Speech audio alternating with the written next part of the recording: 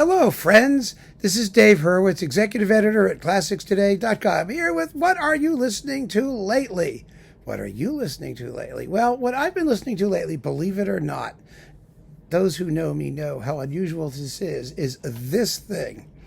The Keilberth Walküre from Bayreuth, 1955, the second ring cycle. Now, Wagnerians know this stuff by heart. First cycle, second cycle, who conducted, what the casting was, all that stuff, from day to day.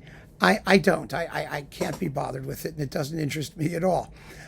Generally speaking, when I want to listen to the ring, I'll plonk on Schulte or sometimes Boom, and then, exceptionally Carillon.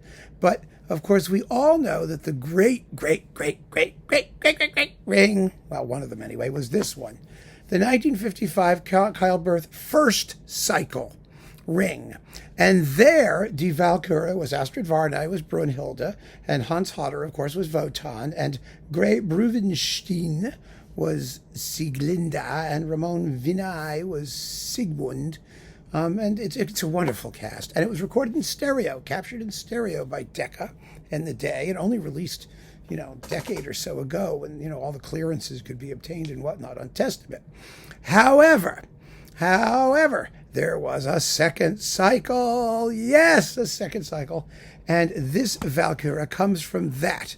And the reason I was listening to it is because, I read recently, and I talked about it here as a video, Astrid Varnay's absolutely splendid biography. I mean, she was such a trooper, a wonderful professional, and a brilliant singer, an intelligent singer. And in this Walküre, she took the place of Grey Bruvenstein and sang Sieglinde.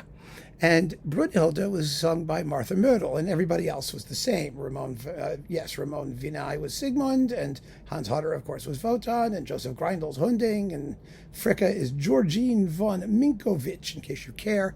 And there are also some Tannhäuser excerpts with Fischer Dieskau and Wolfgang Wingassen, which I couldn't care less about. But here's the point.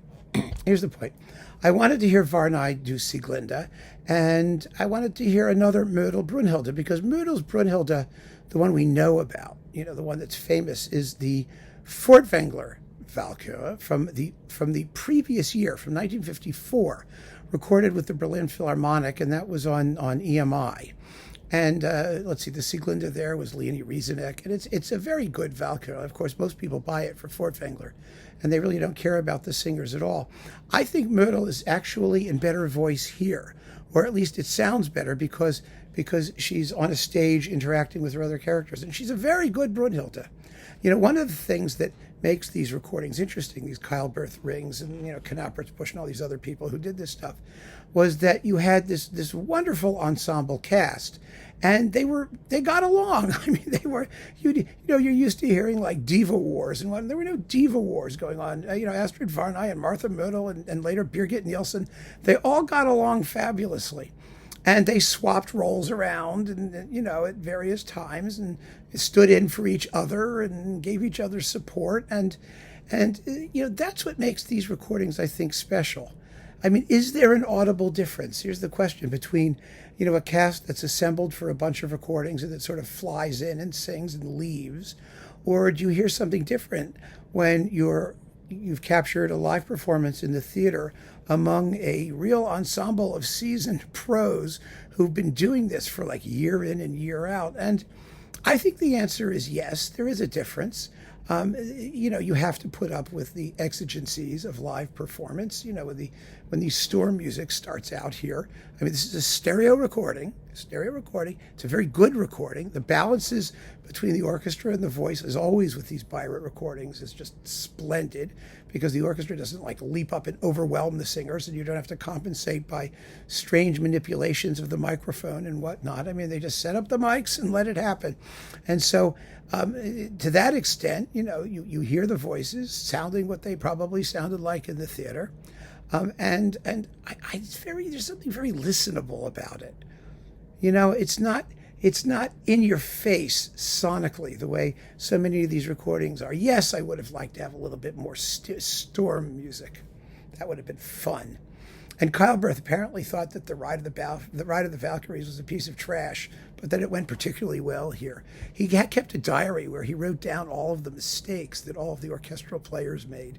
Usually he liked his singers, but the orchestral people, oh, he had no patience for them. It's really kind of funny to see what the comments are sometimes, I gather. I mean, I haven't seen them personally, but that's what I'm told. And in this particular recording, he was pissed at the bass trumpet, but he thought the Ride of the Valkyries went quite well, which it does, by the way. And you get a feeling of an occasion, which you so seldom do these days. You almost never do when you have a studio recording of an opera. It's, the thing about these Wagner pieces, and like I said, I'm not a Wagnerian. I don't buy the whole mythos that surrounds them, but they should sound important, and they should sound like something major is going on, because that's how Wagner felt about them. I mean, that's how he wrote the music. He wrote that feeling into the music, and Keilberth is such a wonderful conductor in this repertoire, because he has the flow. He keeps it exciting and moving and vital, and there are no dead spots, and the singers are really 100% engaged. And Varnay, who was kind of my reason for listening to this, makes a very effective Sieglinde. I mean, there's plenty of passion, and she just goes for it. And Modl is a very sensitive Brunhilde. She is not, she doesn't have a voice like a laser weapon. She doesn't have, Nielsen's unbelievable, sense of pitch and steely high notes, or Varnay's, kind of similar actually in some ways, but Varnay's equally, powerful type voice. She's a touching and feminine Brunhilde, which means she's really at her best in the Todesverkündigung, the scene with Sigmund where she announces his death, or the last scene with Brunhilde, which is very, very moving, when she really is a little girl getting beat up by her daddy. She's kind of, upset and desperate, and she, there is that touching sort of femininity. You get two kinds of Brunhildes. You get the stentorian butch Brunhildes, and then you get the more feminine, softer-edged Brunhildes. Both of them are legitimate. I think Varnay is kind of marvelous, because I think she combined the best of both worlds in her Brunhilde portrayals when she was really at top of her form. But anyway, from a non-Wagnerian's point of view, I got a lot of pleasure out of listening to this in the past few days. I think it gave me a nice change of pace from the stuff I'm usually playing all the time. And so I wanted to talk to you about it and give it a plug. The Die Walküre from the second cycle, remember, and Varnay is Sieglinde. That's the key, not Brunhilde. And Martha Modl does herself proud. So yeah, this was a lot of fun. It was a lot of fun to revisit this and give it a fresh listen. And that's one of the reasons you wait also before doing these things over and over again. You play them every day? No, not a good idea. Make it special and keep it fresh. So keep on listening, friends. Thanks so much for joining me. Take care.